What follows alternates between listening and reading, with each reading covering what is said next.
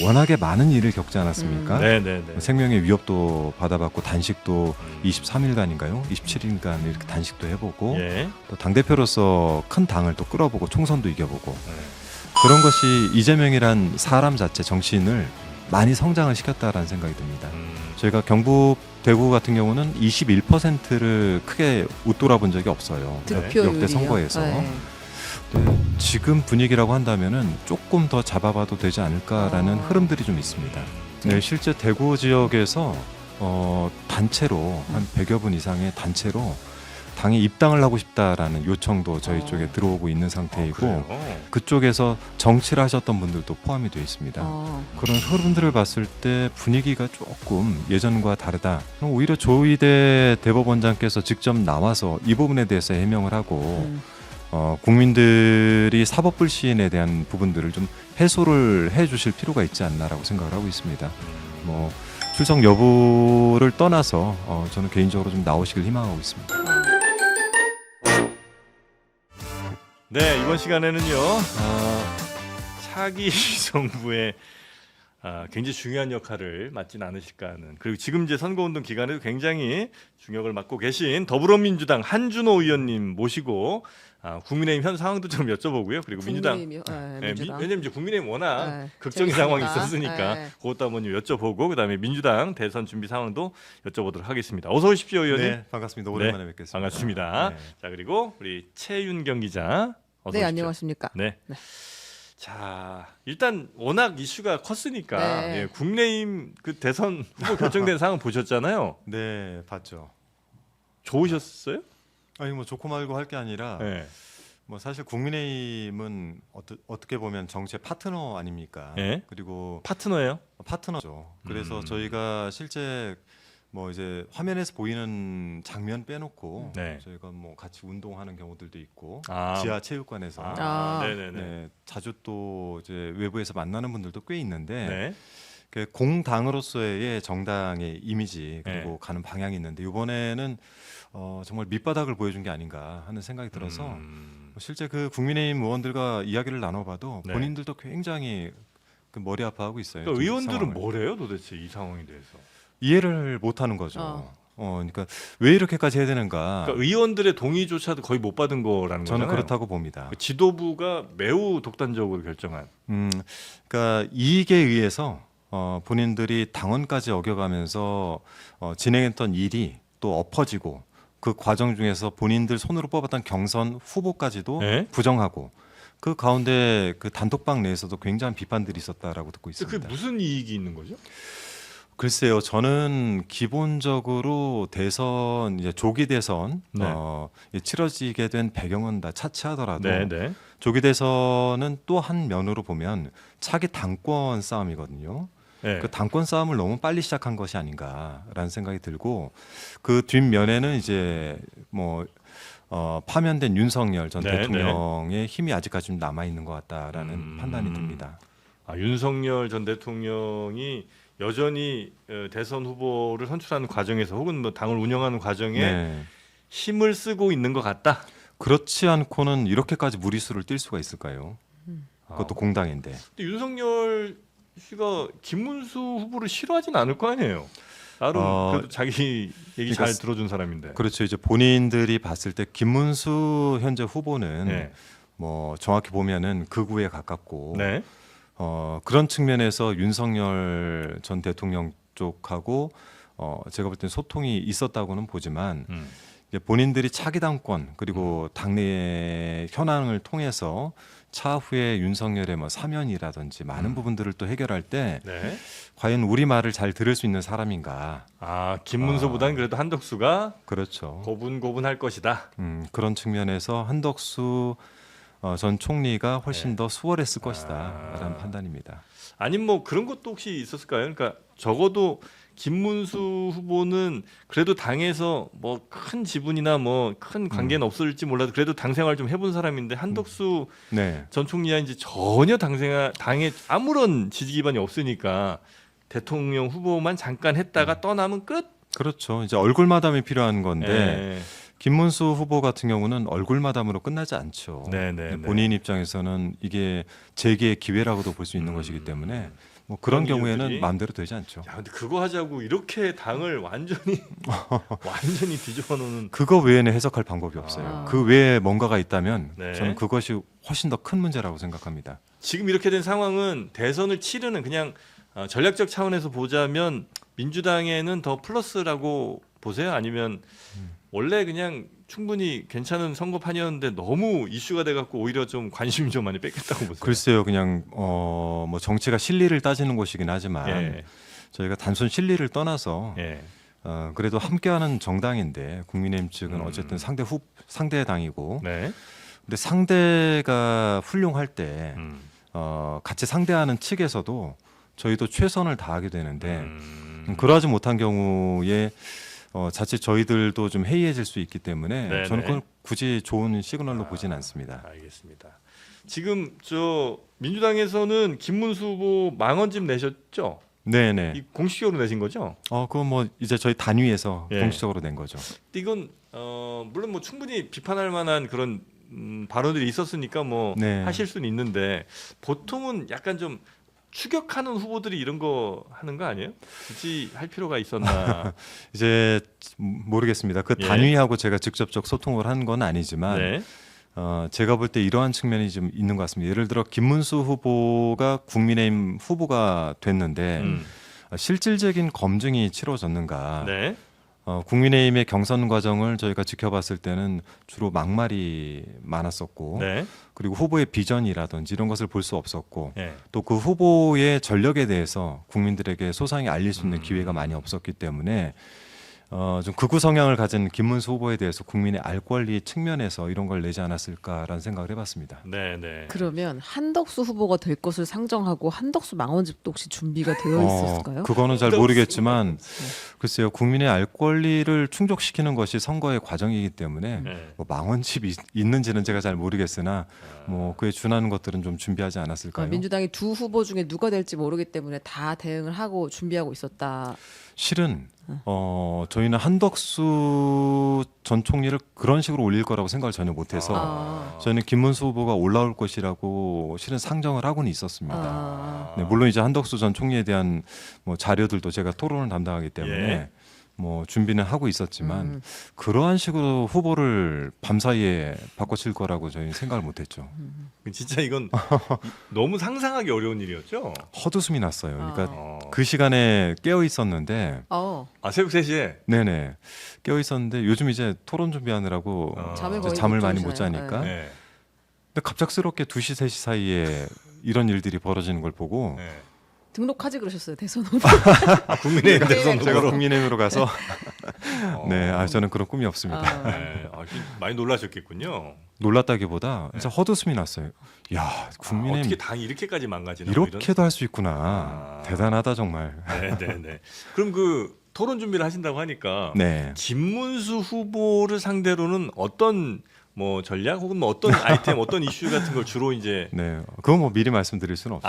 이건 또 네, 전략상- 왜냐하면 토론은 전반적으로 구도를 어떻게 활용을 하느냐, 예. 그다음에 룰을 어떻게 활용하느냐, 그다음에 상대에 대한 프레임을 어떻게 가져가느냐, 네. 뭐 이런 걸로 싸우고 네. 결국엔 마지막에 그 우리 후보의 태도가 남는 건데 음.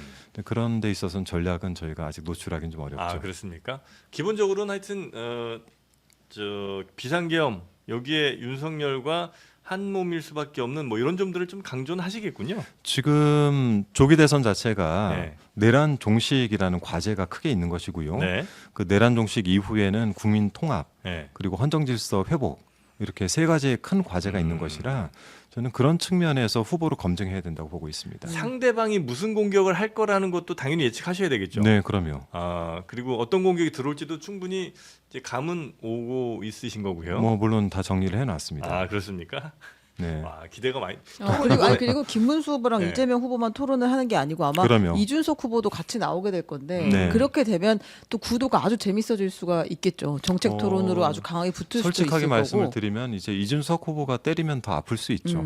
네, 그런 거에 대한 대비도 해야 되겠죠. 네네네. 그 토론이 이제 세 차례 있는 거죠 대선 네. 때까지. SBS 18일부터 SBS부터 시작을 합니다. 네, 18일 경제 분야, 23일 사회 분야, 27일 정치 분야 이렇게 있기 때문에 네. 이제 뭐 우리는 정치 분야를 재밌게 볼 수 있지만 사실은 유권자들은 경제 분야에 굉장히 관심이 많더라고요. 이제 맞습니다. 새로운 정권이 들어왔을 때 경제가 어떻게 될 것이냐, 네. 도대체 이제 각 후보가 그리는 나라가 어떤 것이냐를 벌써부터 정리하고 있기 때문에 네네. 이때가 아마 이제 좀 볼만한 이야기들이 많이 있겠다. 지역에 다녀봐도 저희 후보께 국민들께서 가장 많이 요청하는 것 중에 하나가 네. 각 분야의 경제를 좀 살려달라. 농촌은 농촌의 쌀값을 정상화해야 달라. 아니면은 서민 경제에서는 이제 장사하시는 분들 이런 분들도 지금 너무 많이 폐업을 하고 있으니까 네네. 이런 부분들에 대해서 요청 사항이 굉장히 많이 들어오고 있습니다. 근데 할 수 있는 거랑 또 자칫 잘못 정부가 이렇게 많이 개입해서 오히려 더 시장이 왜곡된다든지 뭐 이럴 수 있는 부분도 좀 있을 거 아니에요. 뭐, 당장 어려운 부분들 뭐 그 목소리야 외면하시기 물론 어려우시겠지만 그런 것들도 상당히 어려운 문제일 것 같긴 합니다. 지금 말씀 근데 얼핏 이제 들어보면. 일반론으로 보면은 보수 정권이 집권을 했을 때는 네. 국가가 작은 정부를 지향하고 네. 시장에 직접적으로 뛰어드는 것을 많이 자제하지 않습니까? 네네네. 그리고 이제 진보 정부, 그러니까 민주 정부가 들어갔을 때는 국가가 좀 국민들의 삶에 많이 관여를 하고 개입을 네. 하고 거기에 대해서 많은 재원을 또 쓰기도 합니다. 예. 정치가 결국에는 분배의 그 분야이기 때문에 네. 국가의 자원을 어떻게 분배할 것이냐 그 차원에서 저희는 이제 서민층들을 지금 상태에서 회복을 시키기 위해서 네. 재원을 많이 넣어야 된다. 뭐 이런 부분들을 강조하고 있죠. 뭐 어떻게 넣는지 등에 대해서 뭐 구체적으로 구체적인 것들이 것들은 이제 있으실 거고요. 네네네. 네. 네. 그러면 지금부터가 이제 본격적으로 어쨌든 후보는 정해진 것이고 이재명 후보의 뭐 공약이든 아니면 정책이든 전략이든 이런 것들이 조금 더 빛을 봐야 될 때긴 한데 네. 지난 한 열흘 정도는 이재명 후보에 대한 이야기가 많이 못 나온 것 같습니다. 네, 뉴스가 많이 안 됐으니까 워낙에 설명을 좀 국민의힘이 네. 뜨거워서 네 저희가 그 서민행보 하는 것들이 크게 부각이 안 되고 네. 다만 요즘 이제 대체 매체들이 있어서 네. 유튜브를 통해서는 많이들 보고 계신 것 같은데 예. 이제 메이저 언론에서 많이 안 돌아줬죠. 이제 앞으로 이제 더 많이 나오겠군요. 이제부터는 주 단위로 한 번씩 토론이 뭐 국민들께서 볼 수 있는 토론이 있고 근데 예전에 비해서 이제 토론 자체에 대한 관심들이 좀 떨어졌기 때문에 그런가요? 저희가 중간중간 정책 발표라든지 네. 뭐 이런 걸 통해서 향후 정부에 대한 비전들을 좀 보여드릴 생각입니다. 그 경청 투어를 하셨잖아요. 네네. 지역들을 돌아다니면서 네. 좀 분위기가 어땠나요? 특히 이제 전남에 전북위원장이시고 네네. 이제 전남, 영남 다 돌아봤는데 네네. 가장 많이 이제 들은 이야기는 어떤 것들인가요? 말씀대로 경제에 대한 이야기가 가장 많았습니다. 그러니까 예전에 이제 제가 수행실장을 할 당시에 돌아보면 네. 그러니까 정치 혐오에 대한 이야기가 많았어요. 싸우지 마라 뭐 이런 얘기들 많았는데 요즘은 거의 90%가 경제에 대한 이야기를 하십니다. 이런 네. 것들이 어렵다. 이렇게 좀 해달라. 정권이 바뀌게 되면은 우리 서민들이 좀 잘 살게 좀 해달라. 지금 너무 힘들다. 뭐 이야기가 가장 많았고 네. 그 부분들을 저희가 수집해서 정책에 넘기고 정책에서는 그것을 보완해 가지고 후보께 또 전달하고 그렇게 진행을 하고 있습니다. 영남에서도 조금 호응이 있었나요? 영남이 뭐 어쨌든 선거 기간이라 저는 이제 긍정적인 이야기를 많이 할 수밖에 없긴 하지만 네. 실제 제가 3년 전에 돌아봤었던 때보다 네. 분위기가 많이 올라와 있습니다. 특히 영남은 이제 대구나 경남 같은 경우도 경북도 마찬가지지만 저희가 경북 대구 같은 경우는 21%를 크게 웃돌아본 적이 없어요. 득표율이요? 역대 선거에서. 네. 근데 지금 분위기라고 한다면은 조금 더 잡아봐도 되지 않을까라는 흐름들이 좀 있습니다. 네. 이렇게 국민의힘 지지했던 분들이 안 찍는 선택을 하는 게 아니라 이재명 후보를 찍을 가능성도 상당히 커졌다 이렇게 보세요. 네, 실제 대구 지역에서 단체로 한 100여 분 이상의 단체로 당에 입당을 하고 싶다라는 요청도 저희 쪽에 들어오고 있는 상태이고 그래요? 그 중에는 그쪽에서 정치를 하셨던 분들도 포함이 되어 있습니다. 그래서 지금 이제 미리 노출할 수는 없지만 그런 흐름들을 봤을 때 분위기가 조금 예전과 다르다. 그리고 그 이야기를 하시는 분들이 민주당이 전과 좀 달라진 것 같다. 두 번째는 민주당이 실용주의를 선택한 것을 상당히 높게 보고 있고 중도 보수까지 네. 민주당이 점유를 하고 있다라는 느낌들을 좀 그분들과 대화하면서 많이 느꼈습니다. 네. 확실히 지금의 민주당 혹은 뭐 이재명 후보는 이념보다는 확실히 실용 쪽에 무게를 많이 준 거는 맞아요. 원래 제가 수행실장을 처음 맡았을 때 예. 저는 이제 인연이 전혀 없었는데 저희 지역구의 첫 일정으로 본선 후보가 돼서 와서 네네. 수행실장 제안을 하셨을 때 제가 처음에 거절했거든요. 2022년 네네. 이야기죠. 네. 근데 그때 저한테 처음 이제 본인의 정치 이야기를 할 때 예. 실용의 길을 가고 싶다. 즉 진보가 실용을 선택을 해야 보수가 조금 더 합리주의로 돌아서면서 그 교집합이 넓어져야 정쟁이 아닌 경쟁을 할 수가 있다. 이렇게 정쟁만 해서는 정치가 발전도 없고 사회도 발전이 없다. 저는 그 얘기를 듣고 처음 같이 행보를 하기 시작했는데 네. 지금 그런 이제 실용주의 그리고 저희가 실용주의면서 중도 보수로 나아감으로 인해서 보수 쪽이 극우를 버리고 좀 더 합리적으로 돌아서면서 서민 경제를 위한 경쟁을 할 수 있는 교집합이 넓어질 것이다 이렇게 보고 있는 것이죠. 네. 근데 이제 지금 워낙 당연히 이제 실용 안 챙기실 거라는 게 아니라 실용도 챙기시겠습니다만 워낙 네. 이 중요한 뭐 예를 들면 뭐 특검 문제라든지 아니면 네, 네. 또 전에 뭐 법적 문제 있었던 수많은 것들 처리할 게 많긴 하잖아요. 거기에 그렇죠. 정치권이 또 게을리할 수도 없을 거 아닙니까? 네, 지지자들도 워낙 그 부분에 대해서는 바라신 분도 많을 테니까. 네네. 근데 그 동시에 다 같이 하는 것도 충분히 가능한 일인가요? 물론 이것이 그 지금 현재 위기에 빠진 한국 경제 상황들을 네. 충분히 고려하면서 진행이 돼야 되고 두 번째는 우리나라가 그 12.3 내란을 겪으면서 지금까지 오는 이 과정 중에 여러 가지 안전고리가 끊어진 걸 볼 수 있었고 또 법적으로 미비한 부분들이 발견이 되지 않았습니까? 네. 이런 것들은 네. 저희가 수정하고 고쳐가면서 병행을 해야 되겠죠. 다만 너무 무리할 경우에 네. 지금 있는 경제 상황들을 회복하는 데 있어서 걸림돌이 될 정도의 수준은 네. 저희가 충분히 고려해가면서 진행을 하지 않을까 싶습니다. 그러니까 최우선이 경제라는 말씀이시잖아요. 그렇죠. 근데 이제 이게 아마 토론 때도 똑같이 질문이 나올 것 같은데 이재명 후보는 늘 정치 보복하지 않겠다라고 이야기를 했고 근데 동시에 지금 계엄 종사자들의 재판이 제대로 진행되지 않는다. 수사가 미진했다라는 네. 이야기도 나오잖아요. 그럼 이제 정권이 많이 바뀌게 된다 그러면 이 부분은 어떻게 해결을 할 것인지 계엄 관련해서 내란 특검을 통과시키고 아주 강도 높은 수사를 하게 될 것으로 봐야 되나요? 네. 저는 그 부분은 두 개가 별도의 문제라고 생각을 해요. 그러니까 정치 보복이라고 하는 것은 파면된 윤석열 전 대통령처럼 특정 자기의 그 정적이라고 생각하는 사람을 제거하기 위해서 네. 모든 수단과 방법을 강구하는 것이죠. 그건 지난 윤석열 전 대통령 후보 시절에 본인이 했던 말, 네네네. 그 사람을 죽이기 위해서 정말 모든 수단을 강구하는 것들 이런 것이 아니라 지금은 내란을 종식시키는 큰 과제도 하나 있다라고 말씀을 드렸지 않습니까? 내란 종식과 국민 통합 그리고 헌정질서 회복 이것이 함께 가야 됩니다. 근데 내란 종식은 결국 사법적인 문제이기 때문에 네. 그 부분에 대한 수사는 명확히 해서 내란 관련자들에 대한 처벌은 명확하게 해야 되겠죠. 그거는 정치 보복이라고 할 수가 없습니다. 네네네. 그럼 지금 대기하고 네. 있는 특검들은 내란 특검을 포함해서 뭐 김건희 특검도 있고 우리가 못했던 최상병 특검도 있잖아요. 그런 것들이 6월 3일 이후에는 다 통과가 될 거다 이렇게 보면 되나요? 전 필요하다고 봅니다. 제가 직접 2022년부터 서울 양평간 고속도로 종점 변경도 파헤쳤었고 네. 그리고 저희가 두 눈으로 김건희 씨에 대해서 이 부정부패한 것들을 많이 확인을 하지 않았습니까? 이것을 수사를 해서 명확하게 증거를 찾아내고 문제가 있었다면 권력형 비리이기 때문에 이것을 엄단하지 않고 대한민국 사회가 한 발짝 더 나갈 수가 없겠죠. 그래서 당연히 특검은 아마 예상되는 특검들은 다 정권 그럼요. 초기 정부 시작하자마자 아마 타다닥 통과될 가능성이 높고요.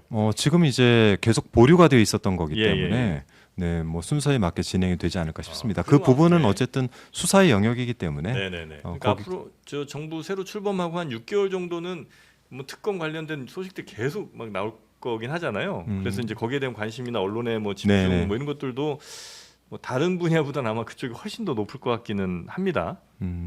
뭐 그건 이제 어쩔 수 없는. 뭐 기사거리니까 네, 그 부분에 대해서는 어쩔 수 없지만 향후에 중점을 두는 뭐 저희가 아직 당선된 게 아니기 때문에 네. 향후에 저희가 중점을 두고 싶은 것은 어쨌든 무너진 경제를 회복하는 일 예. 이것에 조금 더 방점을 찍고 나아가지 않을까 싶습니다. 그 눈앞에 닥친 일정 하나만 여쭤볼게요. 네. 일단 이재명 대표가 지금 후보가 하고 있던 재판들은 전부 대선 뒤로 밀렸으니까 네네, 오늘까지 해서 다 그렇게 됐죠. 위증교사까지 다 밀렸으니까 6월 3일까지 재판은 없을 것으로 보이고 네. 그런데 이제 14일에 오는 수요일에 네네. 조희대 대법원장 청문회 요거는 그대로 진행을 한다는 계획이잖아요. 지금 현재 그렇죠. 상임위에서. 네, 근데 출석 가능성이 사실 높지는 않다고 조희대 당사자가 나와야 되는데 대법원장이 네네. 나올 가능성이 높지는 않다고 네, 저희가 이제 보시는 많은 거잖아요. 증인들을 관련해서 채택을 해놓은 상태이기 때문에 뭐 출석 여부는 이제 조율을 해야 되는 것이고요.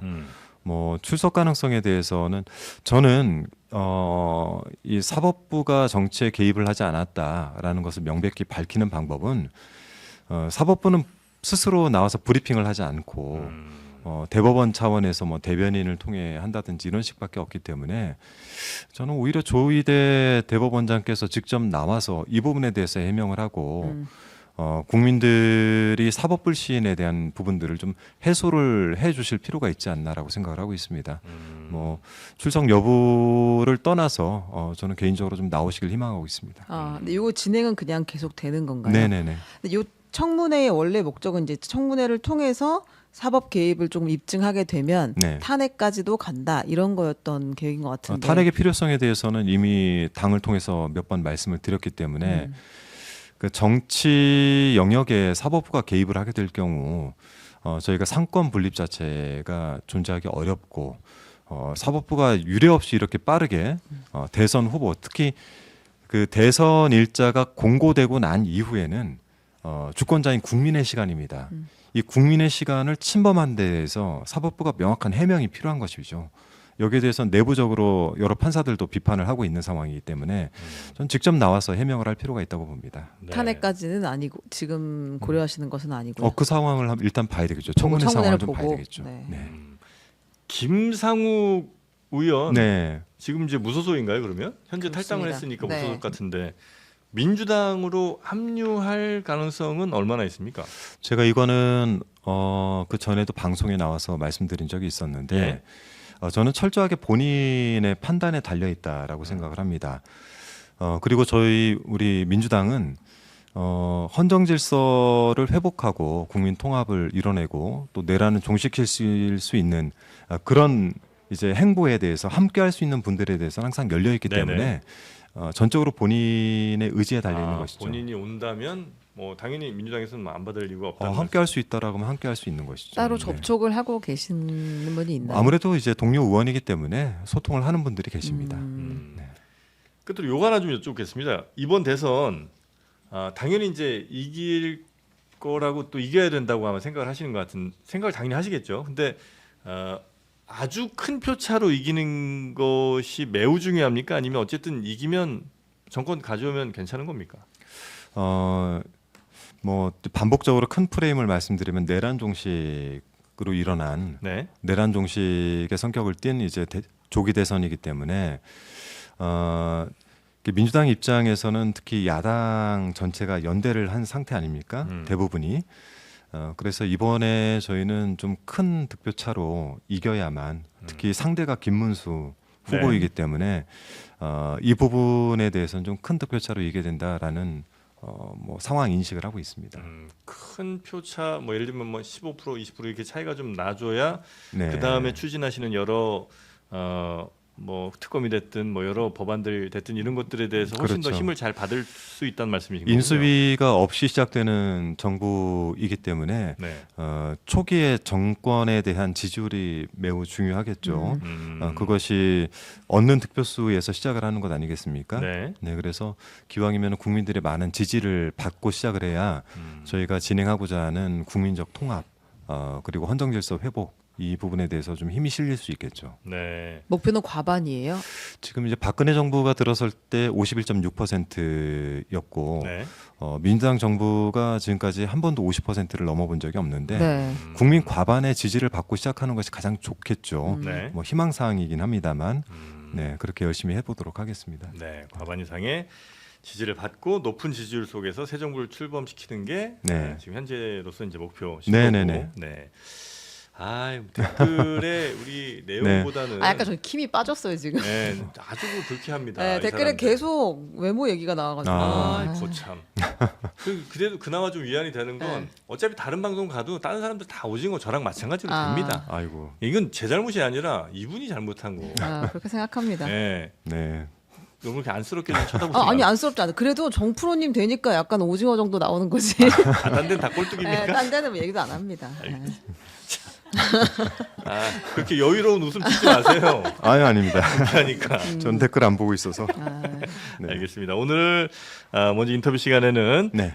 우리 더불어민주당 한준호 의원과 함께 지금 현재 대통령 선거 선대위 공동선거대책위원장 그리고 방송토론 네, 준비단장 방송토론 이제 이재명 후보가 어떻게 하는지는 전부 다 한준호 의원의 역량에 달렸다 이렇게 보면 될 것 같습니다. 부담스럽습니다. 네. 근데 또 워낙 또 이재명 후보가 토론 잘 잘하죠. 하잖아요, 그죠?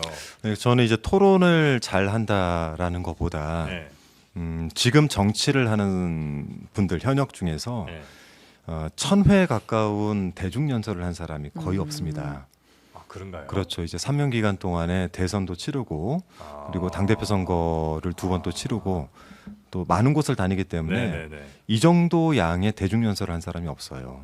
그만큼 본인의 레토릭도 명확하게 갖춰져 있고 네. 사안에 대한 것들을 반복적으로 본인이 스스로 되새기고 있기 때문에 저는 그런 부분들을 좀 믿고 있고 네. 다만 초반에 말씀드린 것처럼 전반적인 구도를 어떻게 운영을 할 것인가 또 상대에 대한 존중 또는 공격을 어느 정도 수위에서 할 것인가는 좀 이야기를 나눠봐야 되겠죠. 네. 근데 저는 뭐 매번 다 모든 TV 출연을 보는 건 아닙니다만 가끔 그래도 보다 보면 예전보다는 그 뭐랄까 좀 이 날카로움 내지는 이렇게 막 뭘 찌르는 이런 것들이 좀 많이 좀 덜해진 것 같다는 느낌을 살짝 받을 때가 좀 있습니다. 네네. 많이 3년 전에 비해서 그게 전략적으로 그러시는 거죠? 아니요, 그냥 많이 변하셨어요. 사람이 그래요. 많이 변하셨어요. 도인이 되었습니까? 지금. 그러니까 3년 아니, 전 지금 톤이 많이 낮아졌어요. 네네. 목소리 말씀드린 대로 네. 이제 1000회 이상의 대중연설을 하다 보면 네. 뭐 소리가 잡히기도 하고 네, 목소리 톤도 많이 변하셨고 네. 두 번째는 아무래도 이제 리더로서 성장을 하다 보니 네. 지금 현재 최다 의석을 가지고 있는 그 당 대표 역할을 하면서 네. 스스로 좀 변화를 많이 가져온 것 같아요. 제가 봤을 때도 처음 만나 뵀을 때의 대선 후보 때보다 지금 현재 두 번째 대선 후보가 된 이재명은 좀 큰 차이가 있다라고 봅니다. 네. 그 전에는 이제 한번 그 경선에 한번 또 나온 적이 네, 있으시잖아요. 네. 그때는 정말 2017년도 그때는 이재명 후보 날 것이었죠. 네, 적폐청산 그 자체였잖아요. 네. 네. 와, 그리고 전투력 진짜 만빵이다. 이런 생각을 하면서 저는 이제 봤거든요. 네. 그랬는데 이게 두 번, 세 번 이렇게 오면서 확실히 네. 네. 굉장히 이게 부드러워진 것 같은데 그게 컨셉이나 전략적 차원의 선택이 아니라 그냥 사람이 이렇게 바뀐 거군요. 그 전에는 2017년도에는 도전자 입장이었었고 그리고 그 다음 이제 2020년 그리고 이제 2025년 이렇게 오면서는 본인이 도전을 받는 입장이 되다 보니 네. 그 부분도 좀 태도가 많이 변했을 것 같고 네. 또 그간 워낙에 많은 일을 겪지 않았습니까? 네, 네, 네. 생명의 위협도 받아봤고 단식도 23일간인가요? 27일간 이렇게 단식도 해보고 예. 또 당대표로서 큰 당을 또 끌어보고 총선도 이겨보고 네. 그런 것이 이재명이란 사람 자체 정치인을 많이 성장을 시켰다라는 생각이 듭니다. 그리고 확실히 코디가 열일합니다. 네. 톤이 이제 그 전에는 남색 뭐 정장을 입거나 맞아요. 이렇게 했는데 이제 민생 투어 같은 거 할 때 보면 회색 그다음에 네. 뭐 베이지색 이런 연한 미색을 약간 계속 파스텔 톤 이런 거 네. 하고. 선택하면서 네. 분위기를 훨씬 부드럽게 만들려고 정확히 한다는 보셨습니다. 그런 네. 의도가 보여요. 네. 그 코디 분들이 3년 전에도 같이 하셨던 분들입니다. 그래요. 네. 알겠습니다. 일단 상처받은 제 마음을 위로받을 길이 없어서 요거 하나만 좀 말씀드리겠습니다. 우리 의원님도 정수기 쓰시죠 집에서? 정수기요? 네. 정수기 사무실에서 쓰실 겁니다. 네. 네. 집에서는 안 쓰고 그래요? 네, 집에서는 정수기는 안 여기 쓰는데요. 고객님 있네. 그럼 집에 하나 네. 드리세요. 정수기 렌탈 시 최대 30만 원의 혜택을 드릴 수 있고요. 인터넷 TV 신규 가입 시 최대 48만 원, 휴대폰 구매 시 최대 50만 원, 총 128만 원의 혜택이 있는 인터넷 비교원과 함께 이야기 나눠보시면 좋겠습니다. 1670-2571번이고요. 비교원보다 더 혜택이 좋은 곳이 있다면 차액의 150%까지 책임지고 더 지급을 해드린다는 뭐 이런 약속까지 드리도록 하겠습니다. 인터넷 비교원 1670-2571번입니다. 아마 조만간 한준호 의원님이 전화해서 정수기 설치 아마 의뢰할 겁니다. 자, 한준호 의원님 여기서 네. 보내드리고요. 네, 고맙습니다. 네, 또 뵙겠습니다. 고맙습니다. 네, 감사합니다. 감사합니다.